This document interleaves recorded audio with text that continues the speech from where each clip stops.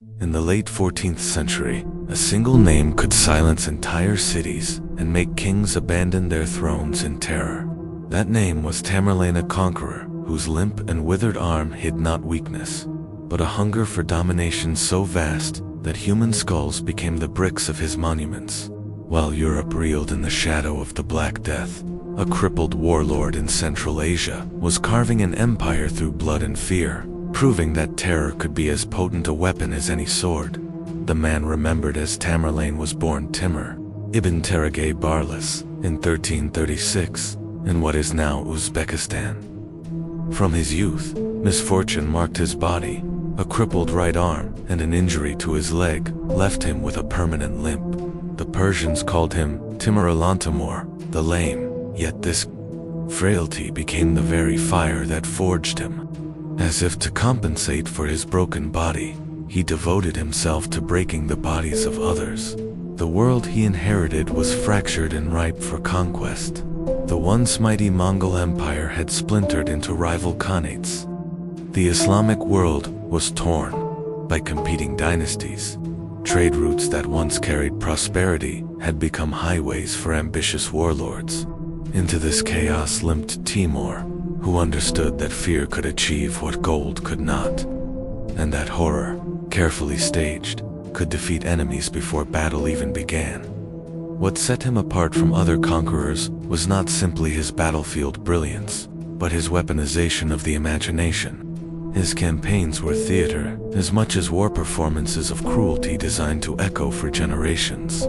His infamous skull towers were not outbursts of barbarity, but deliberate architecture.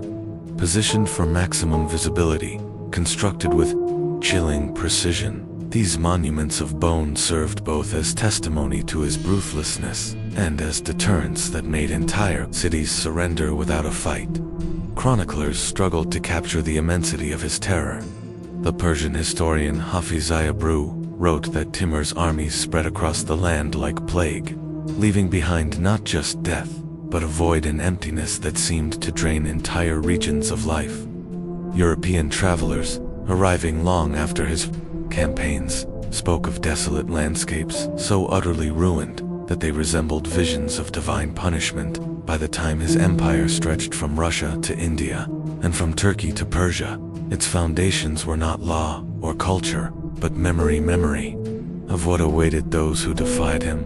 Unlike Alexander or Napoleon, whose legacies included administration and reform, Timur's legacy was terror itself, crystallized in towers of human skulls that taught the living the price of defiance. His rise began in the brutal crucible of 14th century Central Asia, where survival was itself a conquest. Born into the Barlas, a Mongol Turkic tribe within the Chagatai Khanate, young Timur learned quickly that weakness was fatal. The injury that marked him crippled his arm and leg, but it also hardened his will. He trained to fight left-handed, to ride despite his limp, and, above all, to command through sheer force of personality. What others saw as his greatest disadvantage became the very tool that sharpened his ambition. This obsession with compensating for weakness through domination laid the foundations of his empire. Timur's earliest campaigns showed both his tactical genius and his psychological cunning. He recognized that terror, once cultivated, could do the work of armies. Rumors of his cruelty traveled ahead of his banners, spread deliberately by spies, so that by the time his forces appeared at a city's gates, resistance often collapsed under the weight of fear alone. By the 1370s, after seizing control of the Chagatai Khanate, he had refined terror into a science. Conquest became procedure. Cities were offered surrender, tribute and submission, or utter annihilation. Those who resisted were erased, survivors enslaved, leaders executed, and the dead arranged into monuments that rose like ghastly mountains of bone. His army even included specialists, whose sole duty was to prepare skulls and construct towers and geometric designs, administrators of death, turning slaughter into infrastructure. Baghdad in 1401 revealed the full measure of his methods. The ancient seat of the Abbasid Caliphate, rebuilt after Mongol destruction, was a jewel of Islamic culture and learning. Timur approached with speed and discipline, offering terms of surrender. The gates opened, and what followed was a massacre so immense it reshaped the city's very soul. Soldiers were assigned quotas of heads to deliver.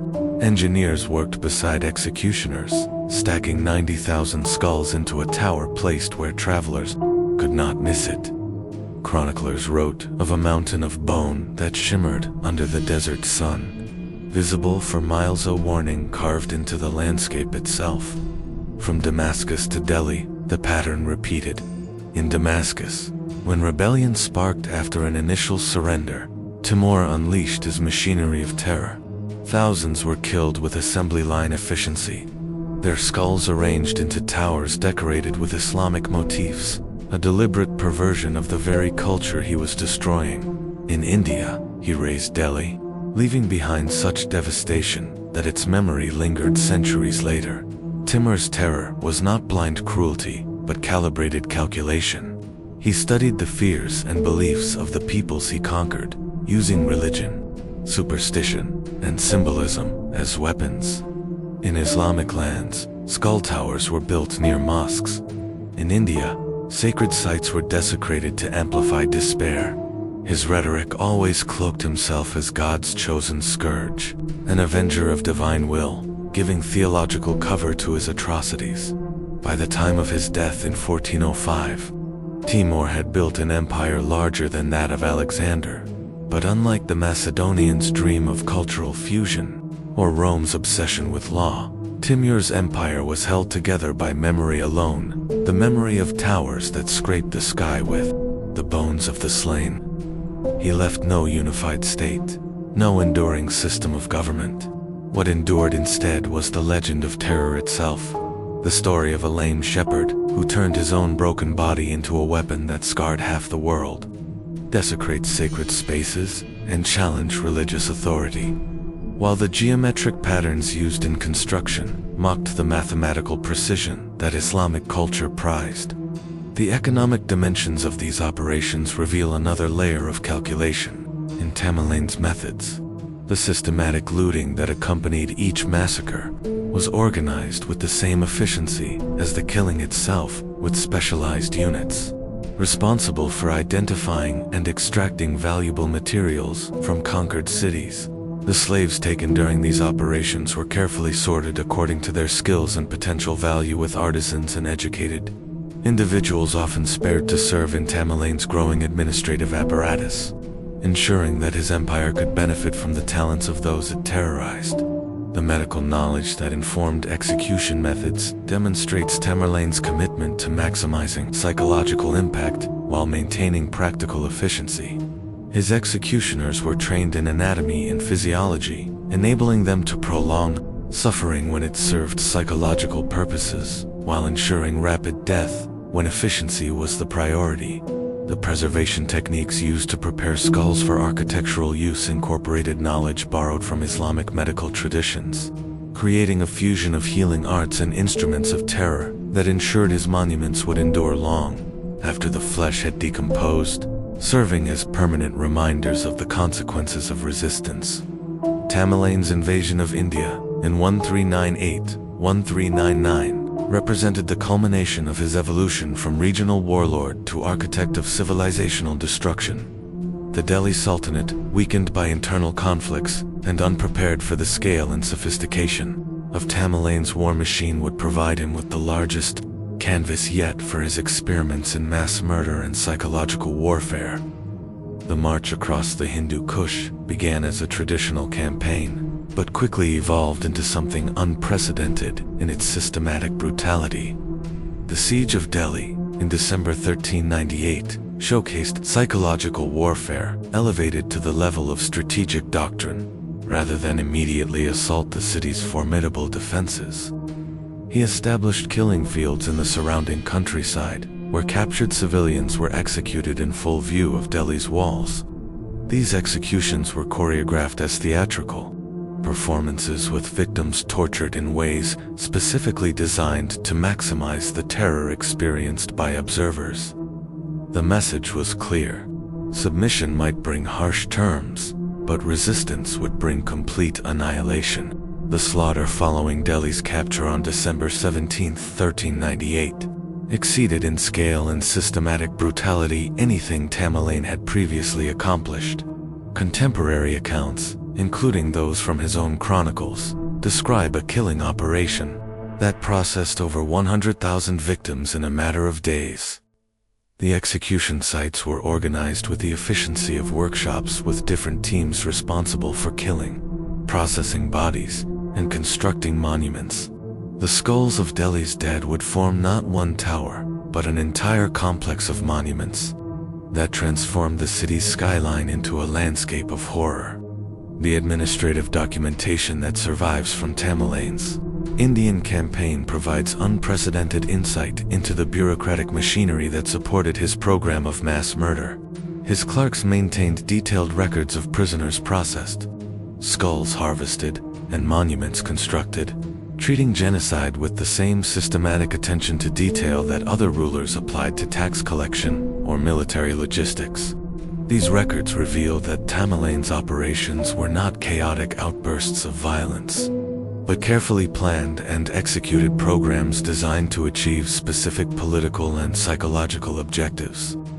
Despite his own Muslim faith, Tamerlane showed no hesitation in destroying Islamic institutions when they opposed him, while simultaneously framing his campaign as a holy war against Hindu infidels.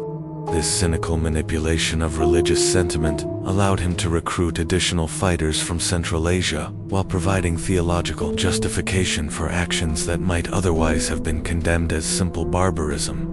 The religious framework provided moral cover for systematic brutality that transcended normal categories of warfare.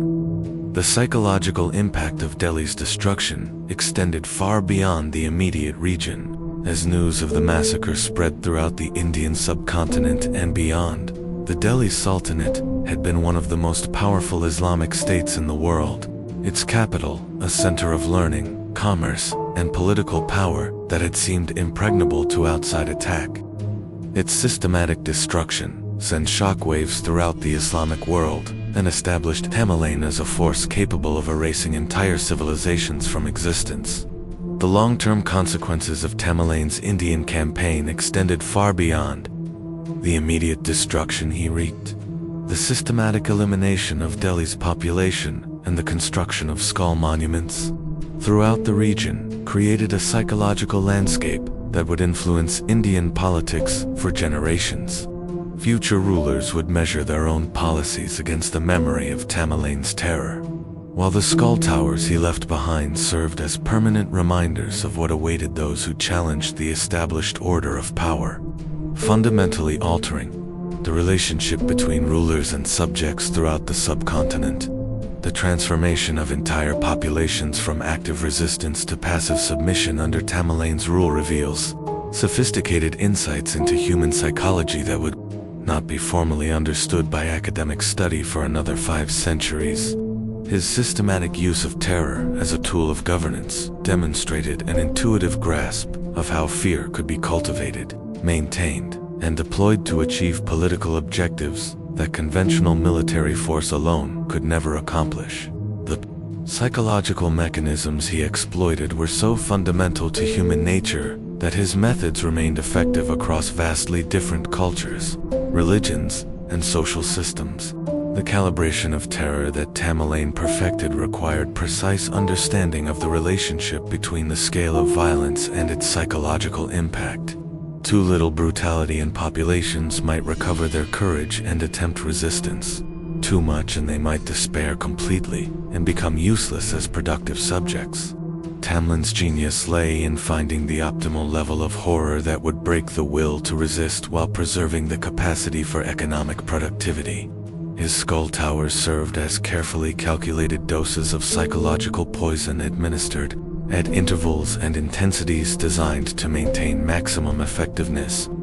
The communication networks that spread news of Tamerlane's atrocities were as crucial to his success as the killing operations themselves.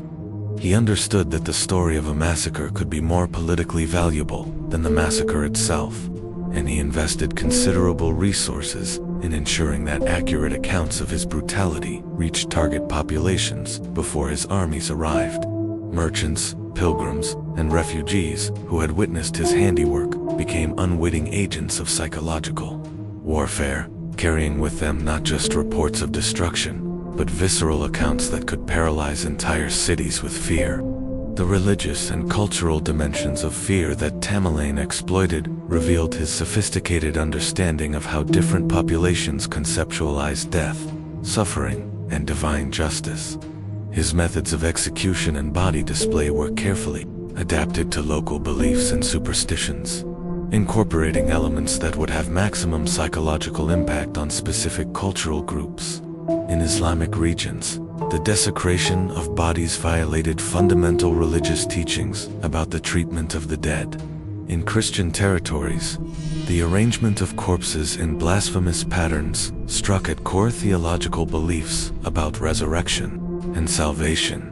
The intergenerational transmission of trauma that resulted from Tamerlane's campaigns created psychological effects that extended far beyond the immediate victims of his violence. Children who survived his massacres carried with them not just memories of specific atrocities, but fundamental alterations in their understanding of human nature and social possibility. These psychological scars were passed down through families and communities, creating cultural patterns of submission and fatalism that would influence political behavior for generations after Tamerlane's death. The adaptation of fear responses that occurred in populations subjected to prolonged exposure to Tamerlane's terror reveals the plasticity of human psychology under extreme stress. Communities that initially responded to his approach with panic and chaos gradually developed more sophisticated coping mechanisms, including elaborate submission rituals designed to demonstrate complete capitulation before his armies arrived. These adaptive behaviors, while successful in preserving individual lives, represented fundamental changes in cultural identity and social organization that effectively accomplished Tamerlane's political objectives without requiring direct military intervention. The institutionalization of terror that Tamerlane achieved through his skull monuments created permanent fixtures in the psychological landscape of his empire that continued to influence behavior long after the immediate threat of violence had passed. Unlike other forms of political intimidation that required constant reinforcement, his architectural monuments to mass murder provided continuous psychological pressure that required no maintenance or active administration. The towers served as autonomous generators of fear that continued to suppress resistance and maintain social control, even when Tamerlane's armies were thousands of miles away, demonstrating how physical structures could be weaponized to achieve lasting political control. The architectural legacy of Tamerlane's terror campaigns represents one of history's most disturbing examples of how human creativity can be perverted to serve the darkest impulses of political power.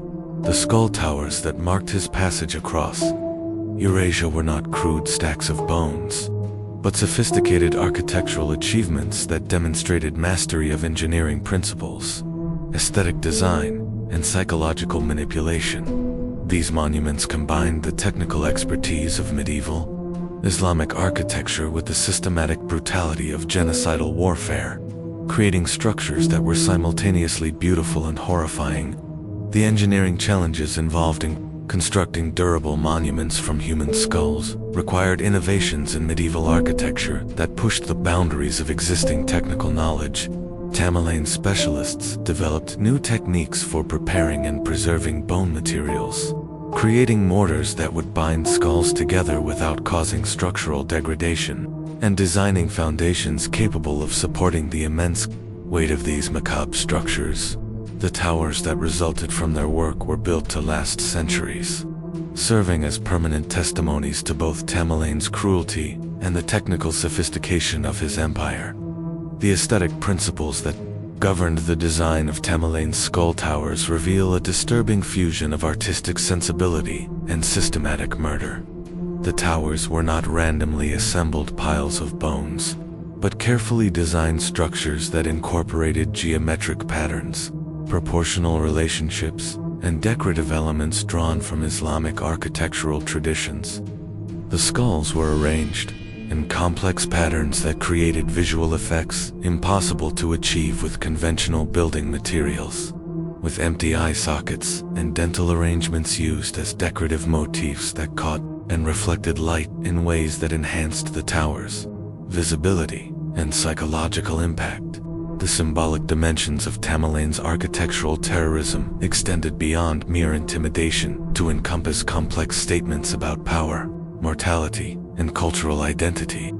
Each tower was positioned not just for maximum visibility, but to establish specific relationships with existing architectural landmarks, mosques, palaces, and city gates that enhance their symbolic meaning. By constructing monuments to death in proximity to symbols of life and civilization, Tamerlane created architectural dialogues that forced observers to confront the fragility of human achievement and the ultimate supremacy of raw power over cultural refinement.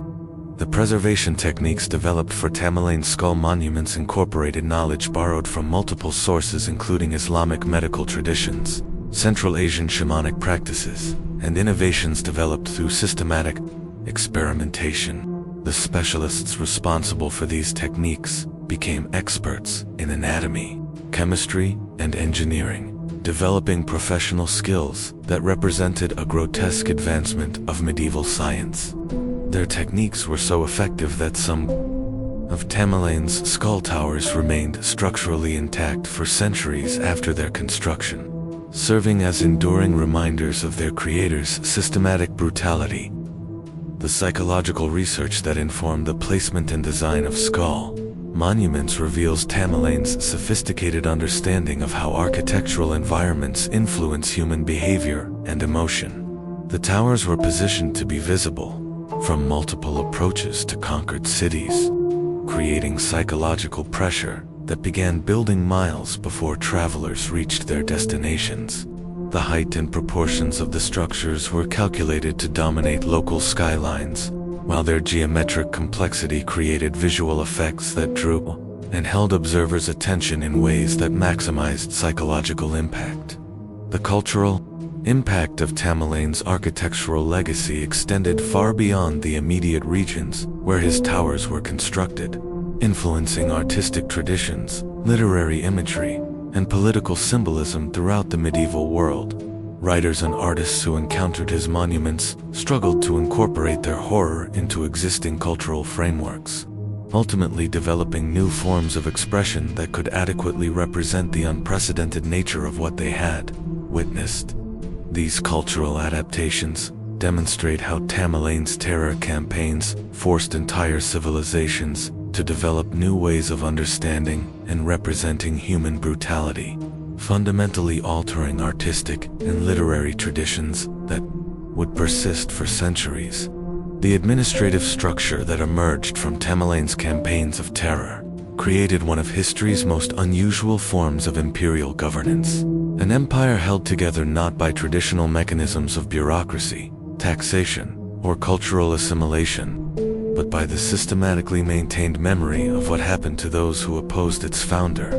This empire of fear stretched from the Mediterranean to the Bay of Bengal, encompassing dozens of formerly independent kingdoms and city-states that had been transformed into administrative units within a larger system of controlled terror. The governmental apparatus that administered Tamerlane's empire required innovations in medieval statecraft that balanced the practical needs of governing diverse populations with the psychological requirements of maintaining fear-based control. His administrators developed sophisticated systems for monitoring local sentiment, identifying potential sources of resistance, and calibrating the application of terror to maintain optimal levels of submission without destroying economic productivity. These systems represented a form of political science that would not be formally recognized until centuries later, but which demonstrated sophisticated understanding of the relationship between violence and governance.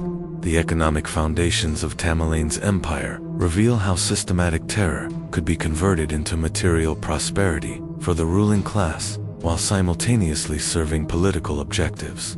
The tribute extracted from conquered territories funded not just military operations, but an elaborate system of rewards for those who participated in his terror campaigns.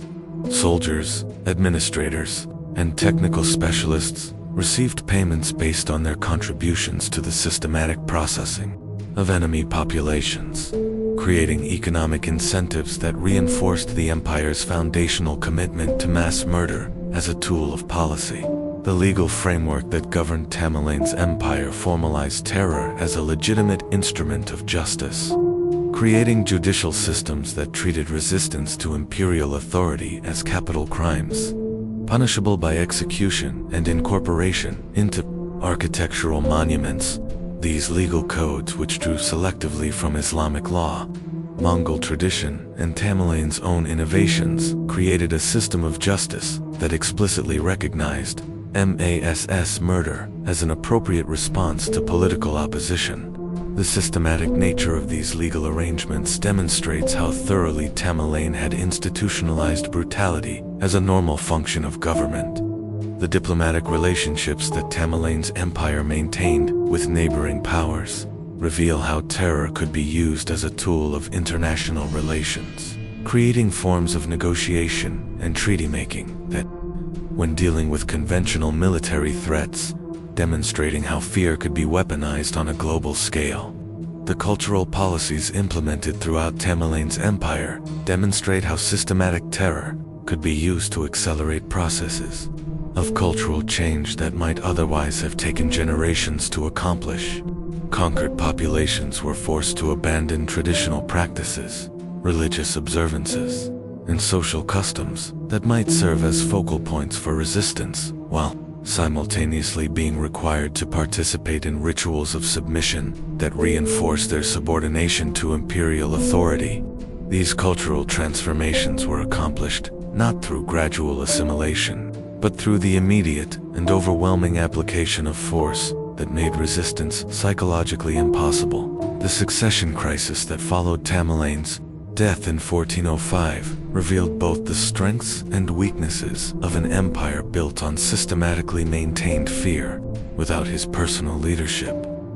The complex administrative systems that had coordinated terror operations across Eurasia began to fragment as subordinate commanders lacked both the authority and the psychological sophistication to maintain the delicate balance between violence and governance that had held the empire together. The rapid dissolution of Tamerlane's empire after his death demonstrates how thoroughly its effectiveness had depended on the unique combination of brutality and administrative genius embodied in its founder, and how difficult it was to institutionalize terror without the charismatic authority that had originally created it.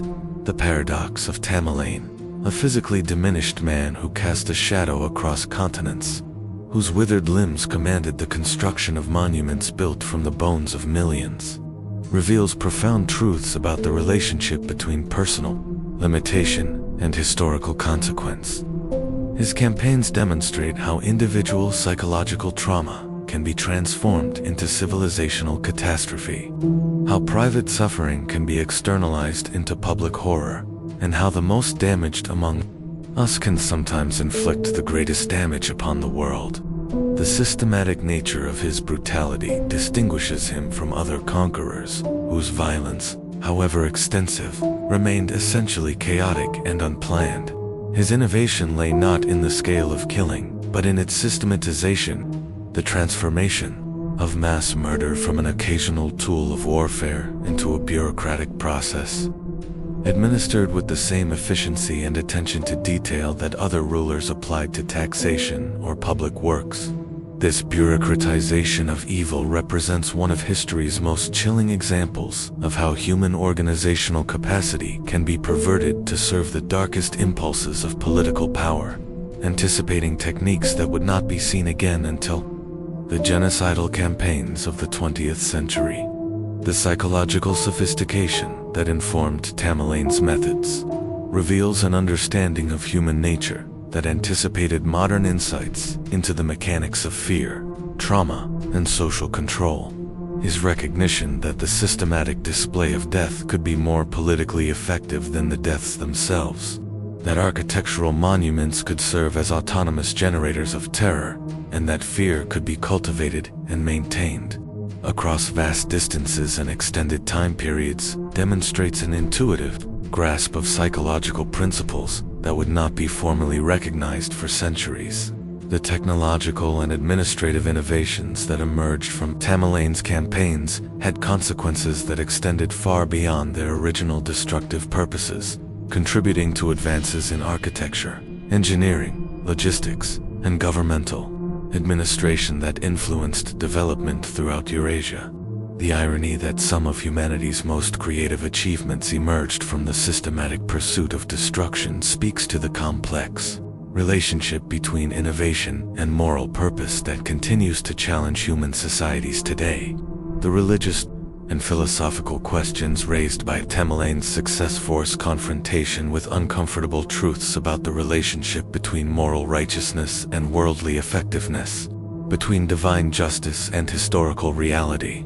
His campaigns succeeded precisely because they abandoned conventional moral constraints, suggesting that ethical governance may be inherently disadvantaged when competing with systems that embrace systematic brutality as a tool of policy, a lesson that remains disturbingly relevant in contemporary politics.